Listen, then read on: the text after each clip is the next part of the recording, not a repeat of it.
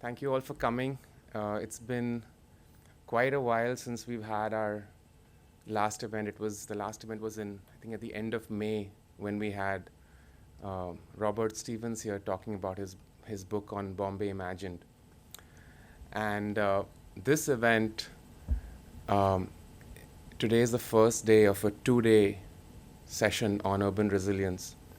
And the Loft is doing it in partnership with ASA, which is always supporting our work, and we work together. And for the first time, we are partnering with IUDI, Indian Institute of Urban Designers of India, and we've got Dwaipayan here to thank for that.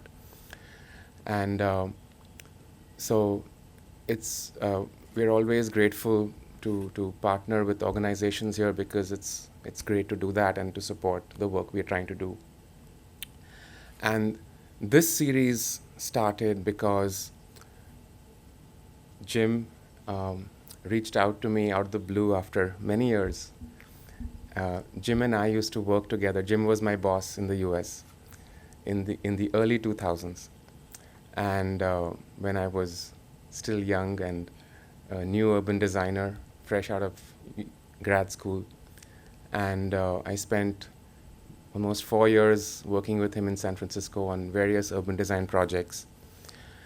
And he reached out and we connected as if there was no gap. At least I felt like that, and I hope Jim felt like that as well. And Jim wrote to me and said that I am going to be on a sabbatical for about 6 months, taking a break, studying, and I want to study urban resilience around the world. And that he was in Australia before this. He's in India now. He was in Bombay before coming to Pune. And in the second half of this study, he's going to be in North Africa and Northern Europe. And I said, this is wonderful. And Jim said he'll spend 2 weeks with us here in Pune. So I said, great, let's do that. And so this series of talks is sort of his something that's come out of this endeavor of Jim to study and look at urban resilience from all over. So today we've got 2 talks. One, we start the talk, the series of 5 talks, with Jim sharing his work that he's been doing and his thoughts on the issues that matter to him. And we specially invited Vishwanath from Bangalore. Vishwanath came in this afternoon, and we had a nice afternoon session today with him in our studio and over lunch. So really grateful to Vishwanath for coming out. He's literally come out just to talk with us today, share his work with us today. We're going to do Jim first, and then we'll do Vishwanath, and then we'll do a moderated Q&A. James Stickley is a landscape architect and urban designer and principal architect in San Francisco at a firm called WRT. WRT is an interdisciplinary practice, and Jim's experience has spanned the full spectrum from large-scale planning assignments to detailed design and implementation projects, both in the US and around the world. Jim has extensive experience in developing plans to enhance urban districts and public open space, including complex projects involving community engagement. That stretches from riverfront master plans, street design, neighborhood engagement, neighborhood revitalization. I will introduce Vishwanath after Jim. Jim, you're welcome. Thank you, Kushru. Thank you, everyone, for being here. This is such a thrill. And I had no idea that this little phone call to Kushru would turn into such a rich experience in Pune. I've only been here a few days, and already it's exceeded all of my expectations. We've visited some really interesting places, and I'm asking lots of questions, and Kushru is being very patient with answering them all. So I'm really thrilled to be here. I want to thank the sponsors also that Kushru mentioned. for facilitating this discussion in this beautiful space. So I'm going to, I guess, advance. I guess just a couple more words about my sabbatical. I've been practicing for 40 years. It's a long time, and I needed a break. I'm going to go a few more years, maybe 8 or 10 or something. We'll see how it goes. But before I entered that last chapter of my own practice, I really felt I needed to step away from the practice and to refresh my thinking. In the Bay Area, we have a lot of smart people and a lot of talented people working on city issues and issues of resilience. But the conversation has gotten to be a little insular, a little bit like an echo chamber with everyone saying the same thing. And I think an overemphasis on sea level rise. And I think in our practice, we work with communities a lot. Some of them are coastal, some of them are non-coastal. They're in different sort of climatic ranges throughout California, which is quite varied in terms of going from desert to, to lush coastal forest. The bay itself, the San Francisco Bay, has an ecology all of its own. So we're working in a lot of different geographical conditions, and through our work with these communities, I think we see that resilience means something different in each place. It's not just a sea level rise issue, and while that's important, we have a little time. That's actually one of the more predictive phenomena that's taking place due to climate change. But there are other things that are other stresses and other shocks being applied to communities that are not so predictable. So how can communities be prepared for those? And so we're interested in our practice in this expanded conversation about resilience. So I wanted to get a new, fresh perspective on that. And I traveled a lot in my earlier career, even growing up. I traveled. I didn't. My father did, and I followed him around. So my sort of well of knowledge is the globe, and I felt that I wanted to go back out to the globe and seek some new perspectives. So I put this itinerary together that Khushru mentioned.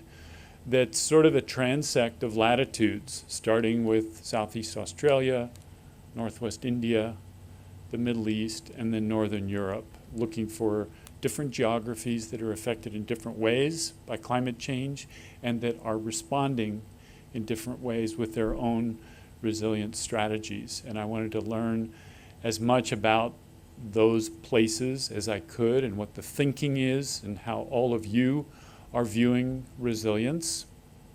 So the objective here tonight is that I'm going to try not to talk for too long because I want to leave space for some participation and for some of you to express your views about what you think some of the particular challenges and responses are here. So with that little bit of background, I'm going to jump in. This is my hometown. This is San Francisco, and this is actually a place that I ride to every Thursday morning on my little morning bike ride. And it's called Twin Peaks, and it's a place where you can get up above the city and look out actually over the whole bay. It's a tremendous perspective. You can see almost all the way down to San Jose, which is 50 miles to the south, and almost all the way up to Richmond, which is 20 or 30 miles to the north. And it's a great way to just have that perspective of how we're all connected as a larger community and how we need to really work together to address the issues that all of our communities are facing. So our firm is about 100 people.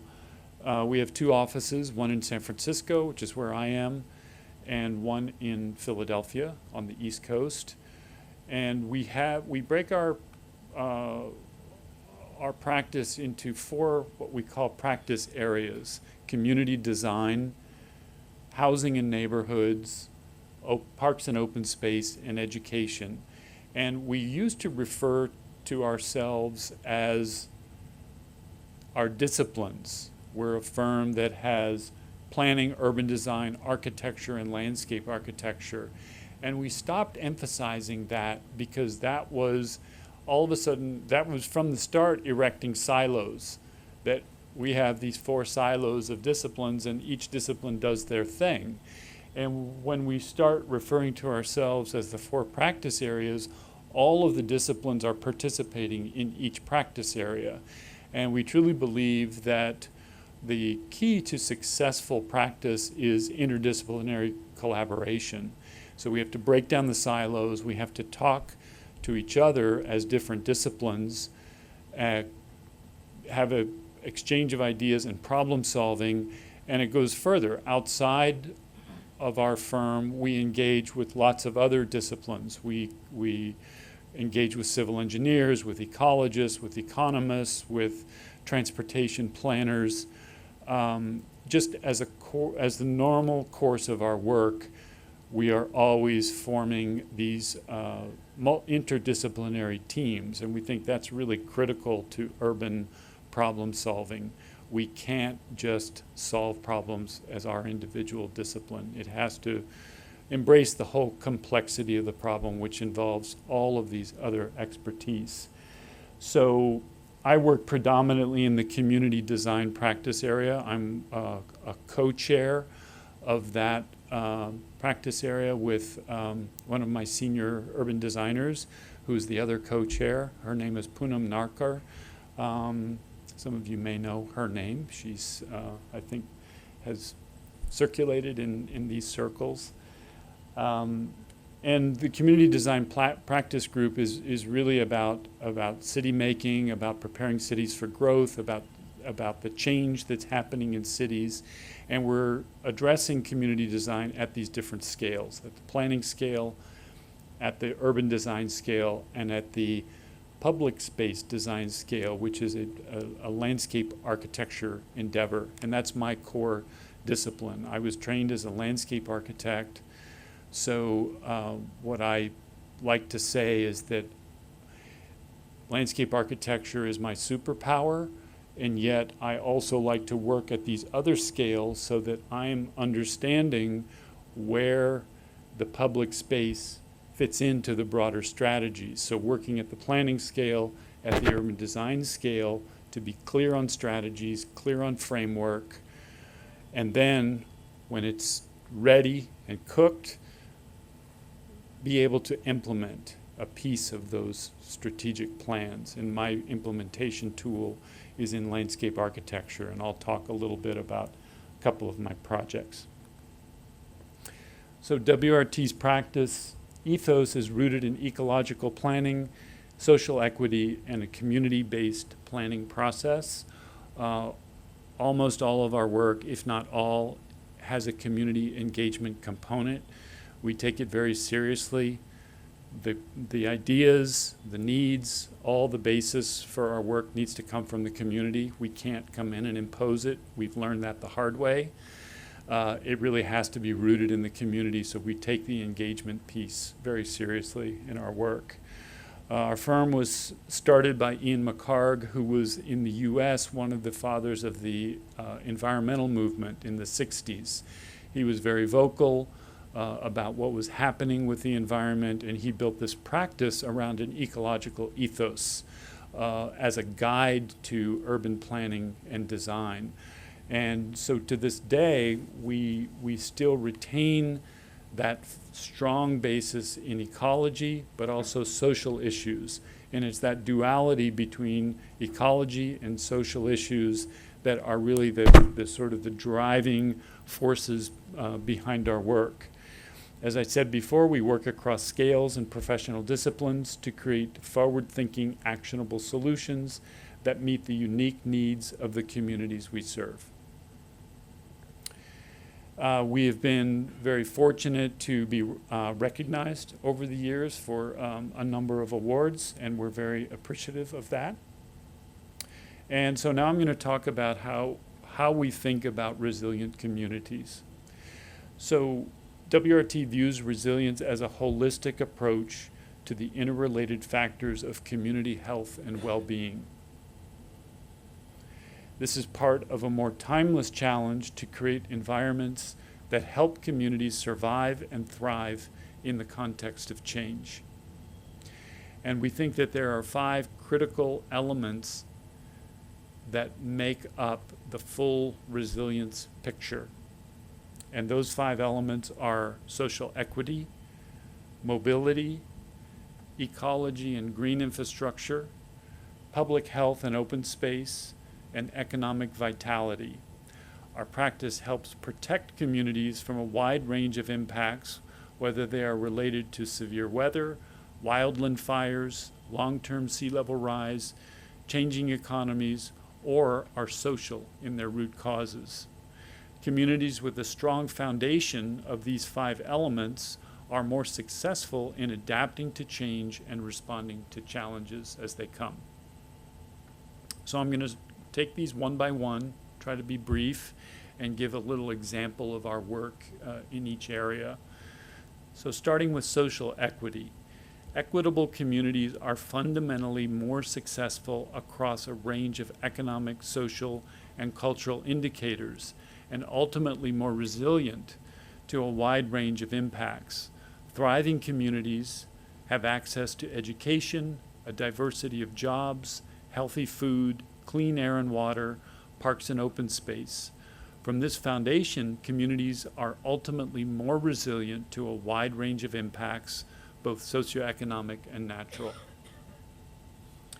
So a lot of our work in the social equity space, if you will, is in housing. It's planning and designing for affordable housing, but really the broad spectrum of housing that's needed for a thriving community. And in California right now, we have a housing crisis. We don't have enough homes to house our population, and that's starting to create some very serious social problems. We have a huge homelessness problem right now in all of the major cities in the U.S., and it's very, very, very critical in the Bay Area, in San Francisco.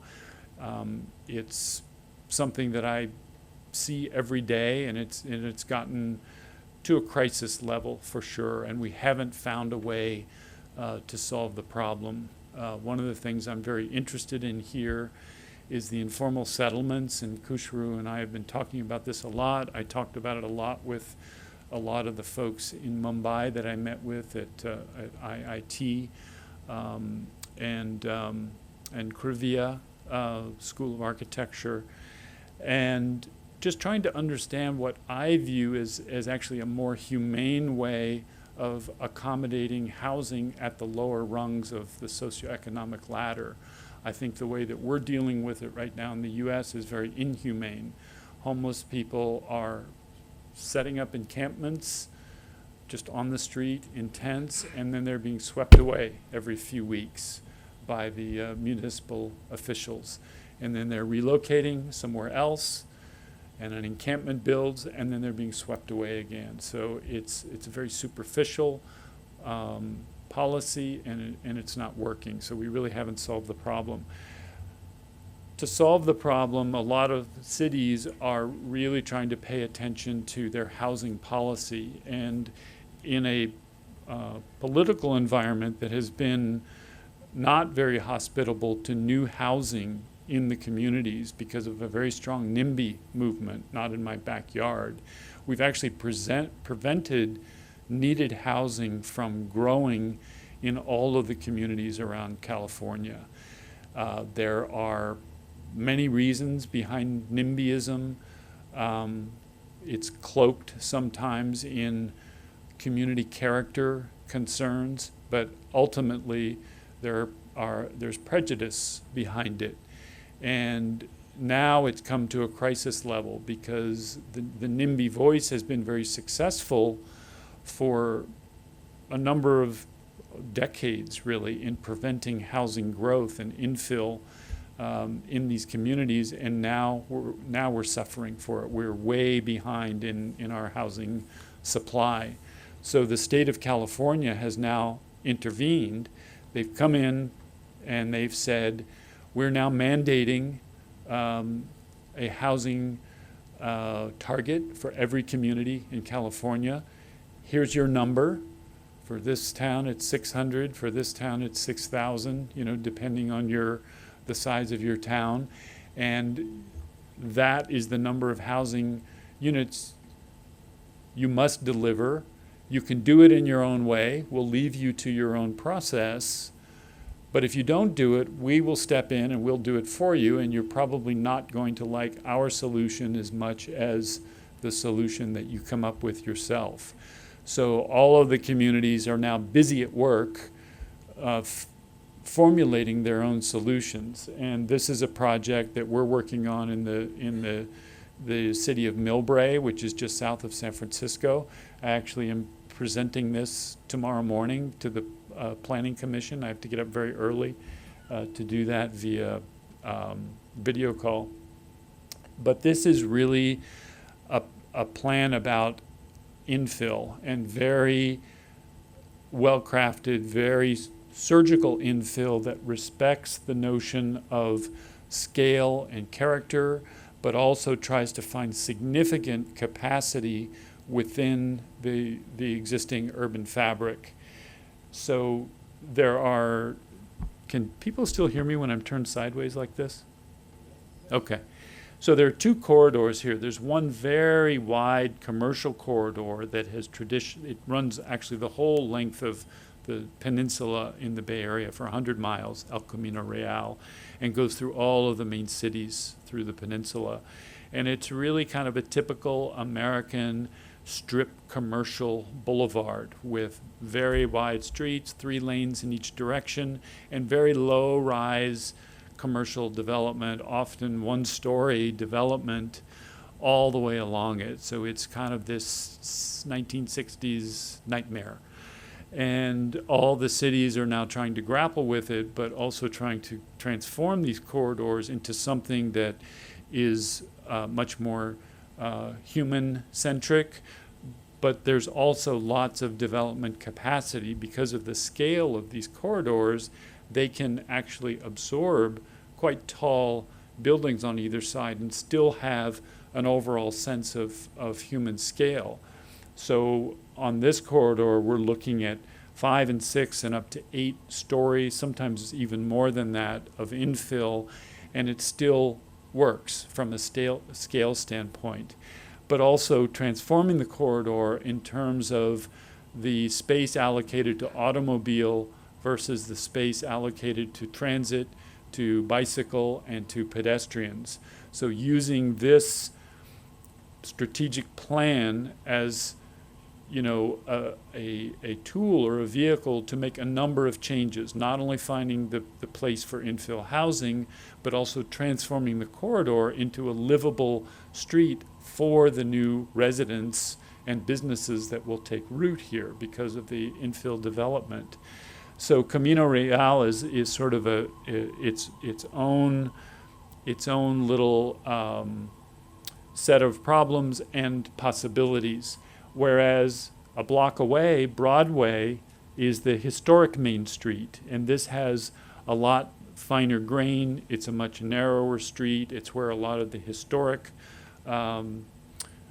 fabric for the city is, and it's very much valued by the community as a small-scale local community Main Street. And so here the infill is of a much different nature. It's a little bit more sparse because we're trying to really save and respect the fabric of the historic Main Street, but still finding a few places for infill, but that is much smaller in scale and articulated in a way that fits with that historic fabric. And then at the same time, a complement of street improvements where we can, again, reallocate space from automobile over to pedestrian, mainly in this case. And the strategy we're actually using on Broadway is they have diagonal parking in the current situation, and we're changing that to parallel parking. So it's actually reducing parking, but that's kind of a common thing now in American cities. It's okay to reduce parking after many years of trying to convince people that it's better to walk. And the change from diagonal to parallel parking is creating significant space to add to the sidewalk. So all of a sudden we can have much more gracious sidewalks, not only for pedestrians, but also for outdoor activities, dining, social activities. So just giving all of that more space. So this is still under the rubric of social equity. I don't want to lose sight of that, but I did want to just have a word about mobility. So I'm going out of turn a little bit in my 5 elements. But this is the transformation of El Camino Real. So this is going from what was 3 lanes in each direction, now down to 2 lanes in each direction. There's still a left-hand turn lane in the center, so you're actually seeing 3 cars on each side, but it's actually only 2 lanes. That's a reduction of a full lane of traffic.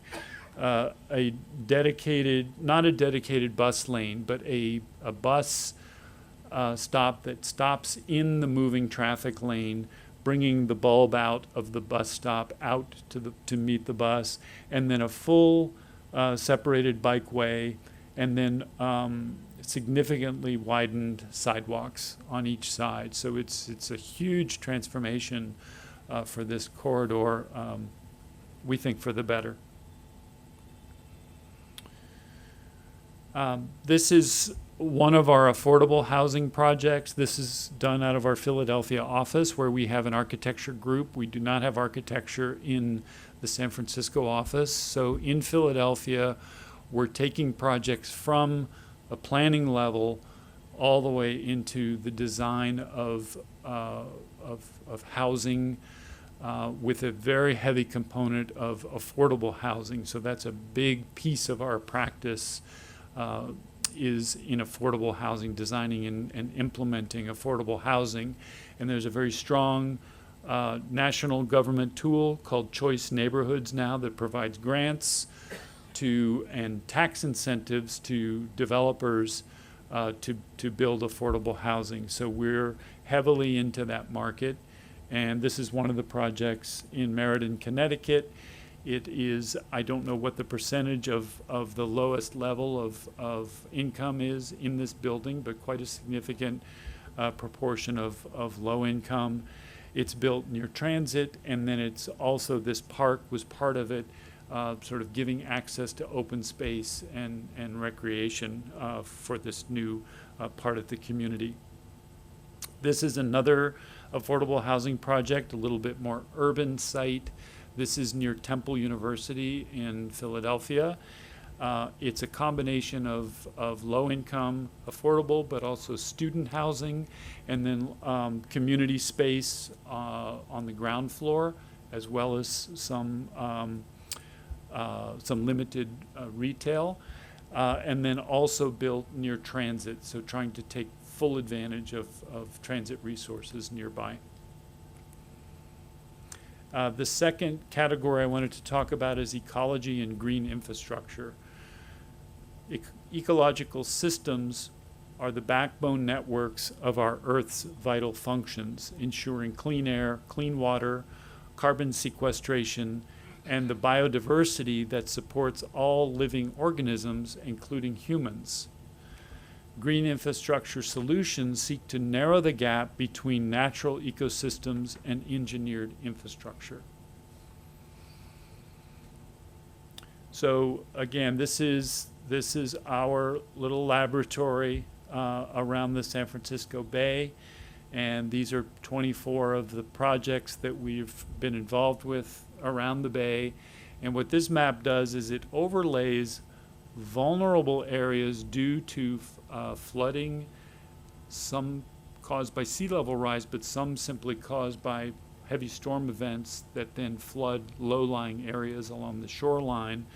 It's overlaying those vulnerable areas with communities that are vulnerable from a socioeconomic standpoint. So low income communities that find themselves in these places where there are a lot of vulnerabilities in terms of flooding. And so it's this overlap of these two zones that we're really focusing on in our practice, and we're working in a number of communities where we're looking at those two issues in conjunction with each other. And our approaches to coastal adaptation really use some combination of these three strategies. So retreating, which is probably the least common because it's the most difficult to do. How do you relocate people, dwellings, businesses from a vulnerable area, take them out of that area and put them in another area? But it is done, and that is one of the strategies that we use. Protect means to just put the protections in place to protect from flooding in those areas. We tend to try to be very judicious about this strategy because the common myth about levees is that they will block flooding and sea level rise, but in fact, most of the pressure, the hydrology pressure from those risks are also coming from underground, from groundwater. So even if you build a levee, you still haven't solved the flooding problems. It is appropriate in certain areas, but we're using that in a judicious way. And then adaptation, I would say, is the more common strategy that we're using, and that's really just what it sounds like. It's adapting that shoreline, trying to increase the areas of natural zones and green infrastructure to be able to absorb these different events that happen. So kind of using all three of these in combination with each other, but with a sort of a heavy leaning towards the adaptation strategy. And this is one of the examples. This is in Mill Valley, which is just north of San Francisco. And it's a large marsh, which is in itself a really strong protection from tidal influences and high tides and sea level rise. So something definitely to be preserved. And what our project is about is to de-channelize this creek that was channelized at some point decades ago. And what it's done is it's prevented the natural siltation processes that happen within a marsh. So all of the sediments that are coming from the upper basin through this creek are basically going out into the bay rather than doing their natural thing, which is dispersing the sediments throughout the marsh. And with a area at risk of sea level rise, that natural sedimentation process actually builds up the land as the sea level rises. So it's really building its own protective measure in response to the evolving conditions of sea level rise, and therefore offering protection. Therefore offering protection to the neighborhoods and the businesses that are in the upland areas behind the marsh. So that's what that project is about. This is another one that that we worked on, which is a second campus master plan for UC Berkeley. They were considering doing a satellite campus here at one point, and we did a vision plan for that. And the strategy here was really to look at these coastal ecologies, their function in terms of flood control and hydrology, and finding ways to really incorporate those into the open space systems of the campus and making those natural processes a feature of the campus open space. So there's a lot more to that story, but I'm not going to get into that particular one in a lot of detail. This one I want to spend a little more time on. This is a project that I've just finished We were the landscape architect on an architect-led team for the redesign of the Microsoft campus in Silicon Valley. Microsoft is a small player in Silicon Valley because their main headquarters is in Redmond, Washington, and they're here with the other giant tech firms like Google, Facebook, and Apple, and they wanted to have a presence that was more prominent in view of their competitive neighbors. And this was a very nondescript office park built in the 60s. It had 5 buildings surrounded by surface parking, and they bought it in that state, so they didn't build that. But they realized very quickly that they were suffering in terms of their being able to attract talent because the campus was so ordinary, and that just being Microsoft wasn't enough to attract people. They needed to have they needed to walk the talk, so to speak. So they hired a team to redesign their campus, and we developed a plan that preserved 2 of the existing buildings, this L-shaped building here and this L-shaped building here. All the other 5 buildings were demolished. All of the surface parking that surrounded the campus was gathered into this one structure, which is covered with solar panels, and it has a lot of the water storage tanks from the reclaimed water. We're reclaiming both gray water and black water on this campus, so it is a net zero water equation. We're taking potable water from the city municipal system, but we're reusing all of that water for toilet flushing and for landscape irrigation. So there's no additional water supply needed for the landscape.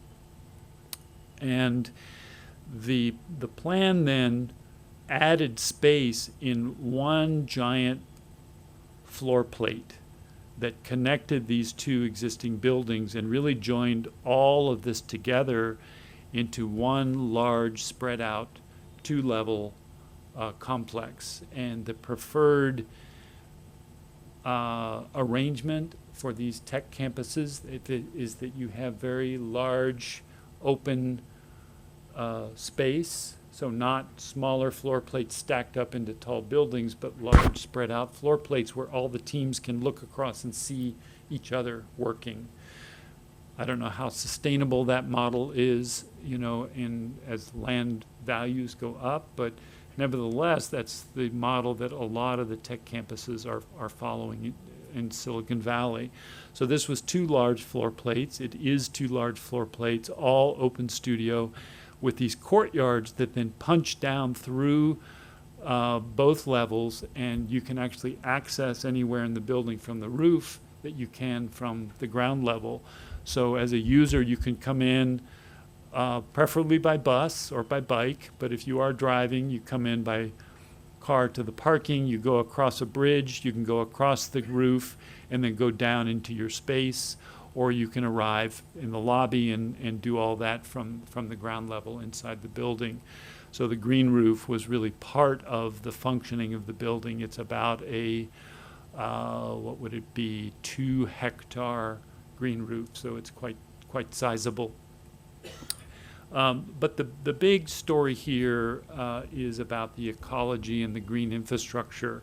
So there's a natural creek that runs along here, Stevens Creek, and our plan really sought to expand the footprint of that ecology in sort of an expanded riparian zone that has associated wetlands that can flood and absorb runoff for large storm events. But then it also has a progression of these ecologies based on the historic ecology of this place. And so to understand that historic ecology, we took quite a detailed look at the location of the campus related to the different sort of historic and existing natural systems of this area. Here you can see, incidentally, the proximity of Microsoft to the whole Googleplex, which is this area here. Facebook is up the road a little bit. You can't quite see it. And Apple is somewhere down here in the big donut spaceship. So really sort of in the heart. Google has also taken over a lot of the old NASA Ames Air Force Base and grown their facility. So Google is really kind of the big player in this area. But this was the hydrological picture historically. You went from tidal flat to tidal marsh to wet meadow to willow groves, which were interspersed through here, and then in the higher ground, the oak woodland, which was drier hydrologically. So we took each of those and understood what their function was and how they were each associated with different elevations and hydrologies. And from the wet meadow up to the willow grove to the oak woodland, those were really the three building blocks that we could use for this campus. We were not in the tidal zone. That was a little farther downstream. But we were in the zone where these three ecologies occurred. So we tried to understand what all of the ecological function, how that worked, and what those services were historically. And so this analysis illustrates that just in terms of the absorption of water, the provision of habitat, the sequestering of carbon, all of those things. It was a very robust system that provided all of those services. When they came through in the 60s and built the office parks, they sealed up all the land, so there was no more absorption of water. It's all impermeable surface parking lots. They spread out one-story buildings, so they're increasing all this coverage. They decreased the green zones significantly, so all of those functions of production of oxygen, I'm not sure what I keep doing here, production of oxygen, sequestering of carbon, all of those things were lost. It was a mess. And so what to do with that if that's your starting point? So our plan really tried to take the impermeable zones, if you will, the buildings and parking, gather them up into tighter zones, and then provide much more area for a framework of green infrastructure running throughout the campus. And that included the green roof. So the green roof is very much part of the continuity of those ecological zones as they work throughout the campus. And really tried to bring back as many of these ecosystem services as we could. We couldn't come back to the original because, we do have coverage, we do have buildings and so forth, but we could improve it quite a lot. And so we tried to look at that, very seriously.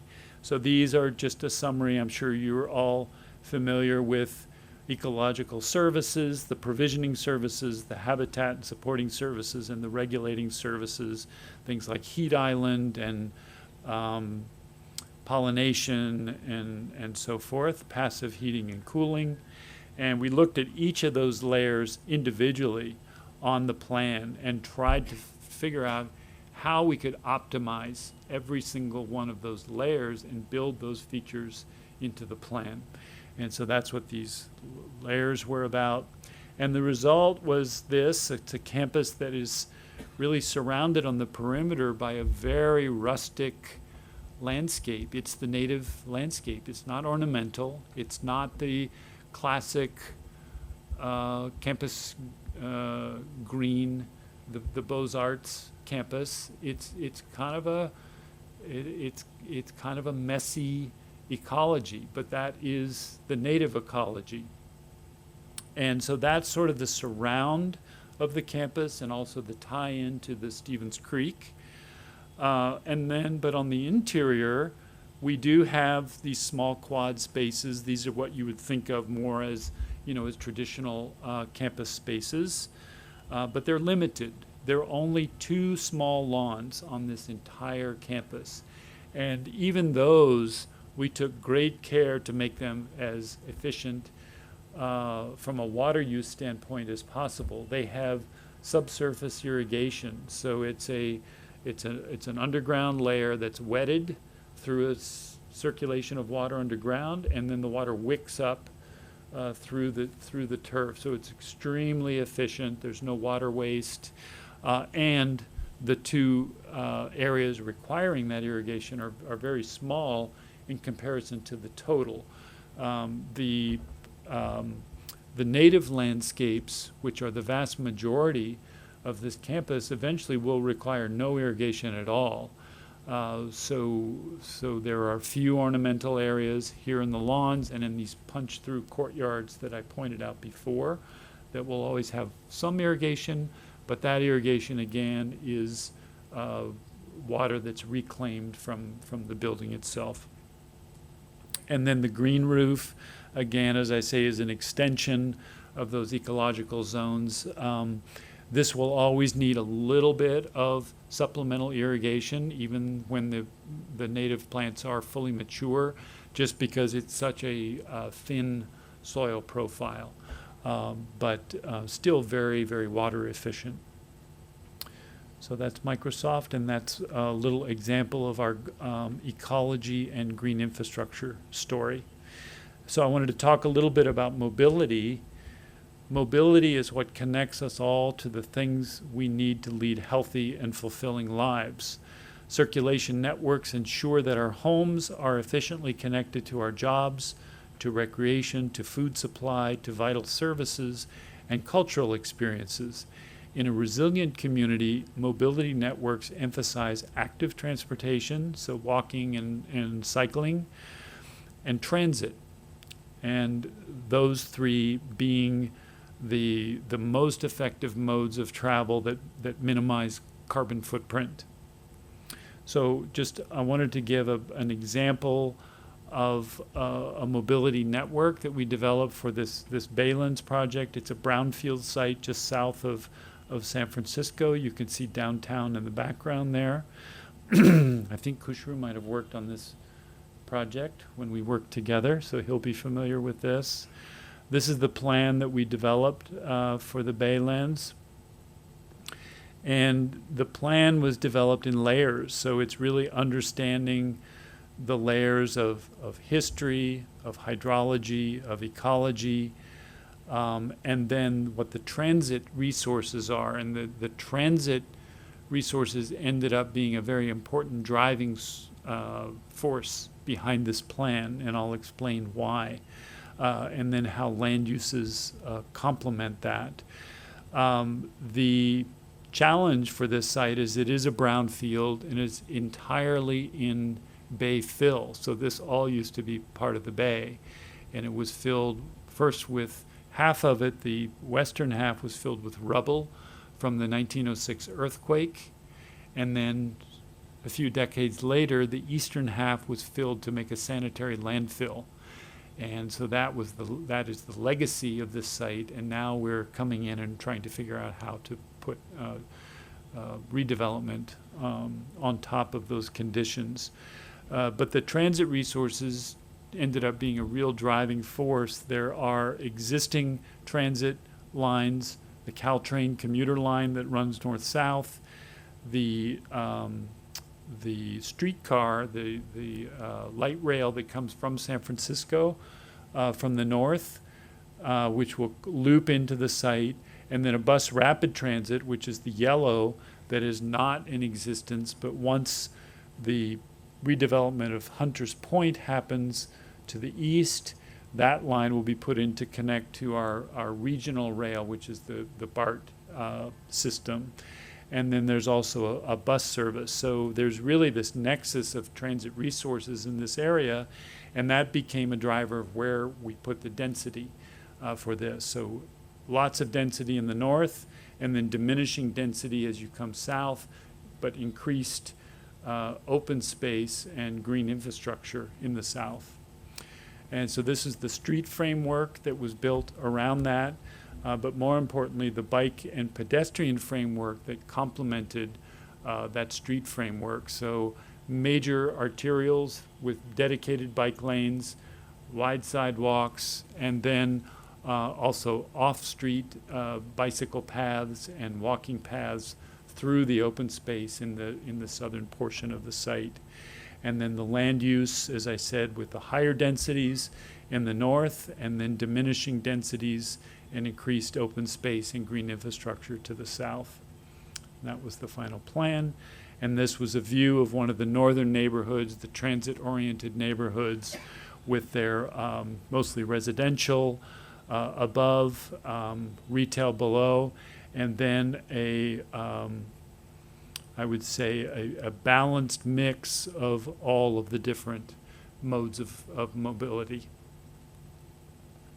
The next element I wanted to talk about a little bit is public health and access to open space.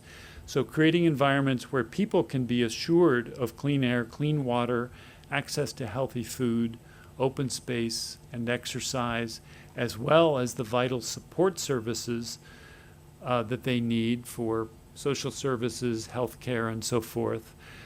Having all of those will ensure socially and economically vital communities.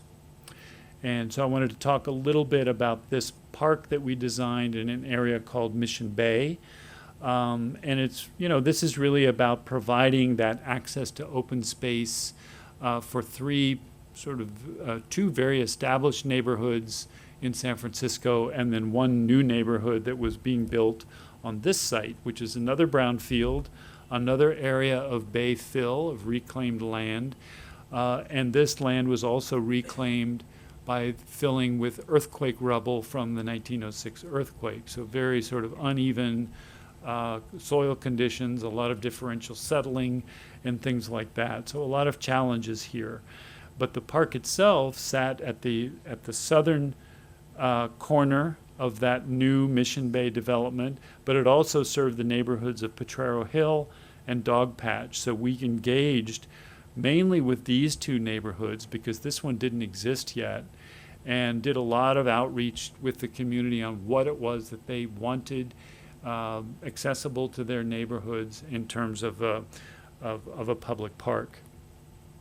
And so some of our cues for design is the history of the site, which is the old rail yards, and just all the way here in the southern portion is where our site is, and this little crescent train engine repair barn sat on this location, and then a turntable in which the engines came in on these tracks, the turntable went around, and then they were shuttled into the shed, as you can see on this picture. So that was one of the elements that we focused on from sort of the design language standpoint.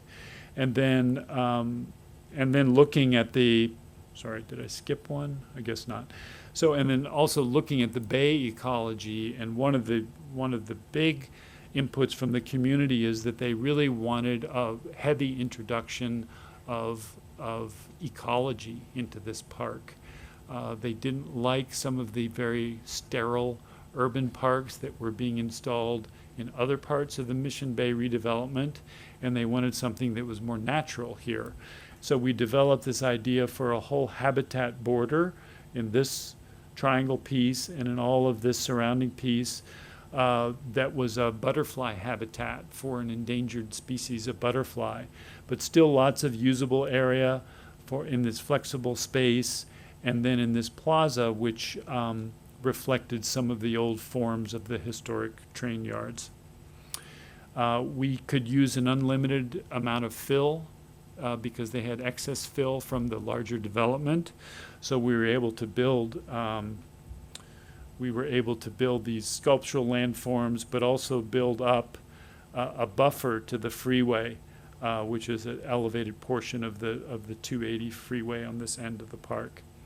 So that was a view, a rendering of the park, and then this is the park soon after it was built, and it's become very well used by the neighborhood. This was a rendering of the little roundhouse plaza, and then this is the completed plaza with these are some of the old, just signifying some of the old spur tracks. These are little gabions that were put out into the landscape, and then this is that butterfly habitat zone that encircles this portion of the park, and then this other piece in the back was not built yet in this photograph, but that has since been constructed. And this is some of the users of the park. And then the last category I wanted to touch on is economic vitality. So economic vitality provides the financial lifeline of a community, creating a diverse business economic ecosystem that spans the spectrum of small local businesses to large stable employers, providing safeguards against the ups and downs of economic cycles and is more resilient to a wide range of impacts. So I wanted to use for an example the Castro Valley Boulevard project, which is a project that we started at a very much a planning level. We developed a strategic plan for this community, and essentially they were a community with no main street, no heart, no social heart. This was a state route that ran through their community, and it became redundant when this freeway was built, but it had never developed into a downtown. So part of our charge was to say, how can we create a social center for this town? And so that really was about creating these 3 districts, each based on existing assets within those zones. So this one had a little theater, so we tried to build that into more of an entertainment and theater district. This one had a shopping center, kind of a traditional low-rise shopping center, and we thought that could form a nucleus for a village district. And then this had a new library plan, so we saw that as an opportunity for a civic district. And then a redesign of the whole boulevard that connected those 3 zones together into a much more pedestrian, space. So these were studies looking at the infill strategies for each of those districts. So the theater district, the shopping district, where we pulled infill along to define the street edge. So the original shopping center was set way back here with a big surface parking lot in front. So by filling in along the street, we create a street edge and create a more pedestrian-friendly environment. And then this was the library district here. And then this was the design for the boulevard, which you can't really see what's going on, but here you can see it. So this was a significant change of narrowing lanes, creating space for transit stops, for dedicated bike lane, and for a parking lane, and then a continuous tree strip here, and then widened sidewalk. So that was sort of a summary of the strategies that were instituted throughout that corridor. And I think what is notable here is really paying attention to the health of the green infrastructure. So all of this zone is absorptive. These are permeable pavers in the parking lane, and this whole strip here is permeable pavers in this tree strip.